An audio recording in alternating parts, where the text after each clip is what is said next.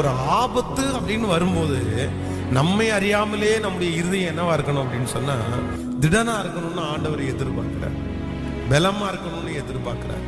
இந்த ஜெபத்திலே இந்த சத்தத்தை கேட்கிற நம்மள யார் அப்படி இருந்தாலும் நான் நம்புறேன், உங்களுக்கு ஒரு ஆபத்து காலமா, ஆபத்து காலத்துல உங்களோட கூட இருக்கிறதுக்கு ஆள் இல்லை, உங்களுக்காக ஜெபிக்கிறதுக்கு ஆள் இல்லை, உங்களுக்கு ரொம்ப வருத்தமா இருக்குது, எல்லாமே என்னை சுற்றி சுற்றி இப்படி நடக்குது அப்படின்னு சொல்லும்போது, அந்த நேரத்துல தான் ஒரு தேவனுடைய பிள்ளை எப்படி இருக்கணும் அப்படின்னு சொன்னா, சோர்ந்து போகாம தைரியமா இருக்கணும்னு ஆண்டவர் சொல்றார். ஜெபத்துல இருக்கிற ஒவ்வொரு ஆண்டவருடைய பிள்ளைகளுக்கும் ஆண்டவர் வாக்கு கொடுக்கிறார். நீ ஆபத்து காலத்துல என்ன பண்ணாத அப்படின்னா சோர்ந்து போகாதேன்னு கர்த்தர் வாக்கு கொடுக்கிறார். ஆபத்து காலத்திலே சுற்றி நெருக்கங்கள், சுற்றி பிரச்சனை, ஆபத்து நேரிடுகிறது, நாளைக்கு என்ன செய்வோம் என்று தெரியாத ஒரு சூழ்நிலை, எப்படி இது நடக்கும் என்கிற ஒரு பெரிய பதட்டம், அந்த மாதிரி நேரத்தில் ஆண்டவர் சொல்றாரு, நீ சோர்ந்து போகவே கூடாதாம். ஆமேன் சொல்லுங்கள். நம்ம எப்படி இருக்கணும்னா பலமா இருக்கணும், நம்ம பலமா இருக்கணும். சில வீடுகளிலே சிலர் மட்டும்தான் ரொம்ப சோர்ந்து போகாம எதுக்குனாலும் வேகமா ஓடிட்டே இருப்பாங்க.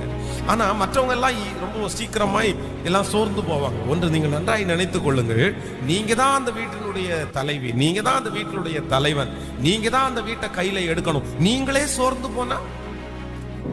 சோர்ந்து போனா அதான் எலியாவை பார்த்த ஆண்டவர் என்ன கேட்கிறாரு அப்படின்னு சொன்னா, உனக்கு இங்க என்ன வேலை, உனக்கு இங்க என்ன வேலை? சோர்ந்து போய் அதான் அந்த அவளுடைய வார்த்தையை கேட்டு அவன் ரொம்ப உடைஞ்சு போய் சோர்ந்து போய் இருக்கும்போது ஆண்டவர் அதான் சொல்றாரு, நீ ஏன் சோர்ந்து போற?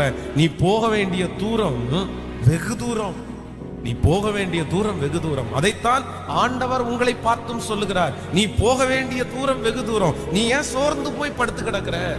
நீ ரொம்ப தூரம் பிரயாணம் பண்ணணும், நீ நிறைய வேலை இருக்கு, உனக்கு நீ செய்ய வேண்டியது நிறைய இருக்குது, உன்னை கொண்டு நான் பண்ண வேண்டியது நிறைய இருக்கிறது, உன் மேல இருக்கிற அழைப்பு வேற, உன் மேல இருக்கிற அபிஷேகம் வேற. இந்த சின்ன காரியத்துல எல்லாம் நீ சோர்ந்து போவாயானால் உன்னுடைய ஓட்டம் தடைபடும். அதனாலதான் ஆண்டவர் சொல்ற, நீ போக வேண்டிய தூரம் வெகு தூரம். அப்போ சோர்ந்து போய் இருக்கிற ஒவ்வொருத்தரிடத்துலயும் ஆண்டவர் அந்த வார்த்தையை தான் சொல்றாரு, நீ சோர்ந்து போய் கிடக்கிற காலம் இதுவல்ல, நீ போக வேண்டிய தூரம் வெகு தூரம்.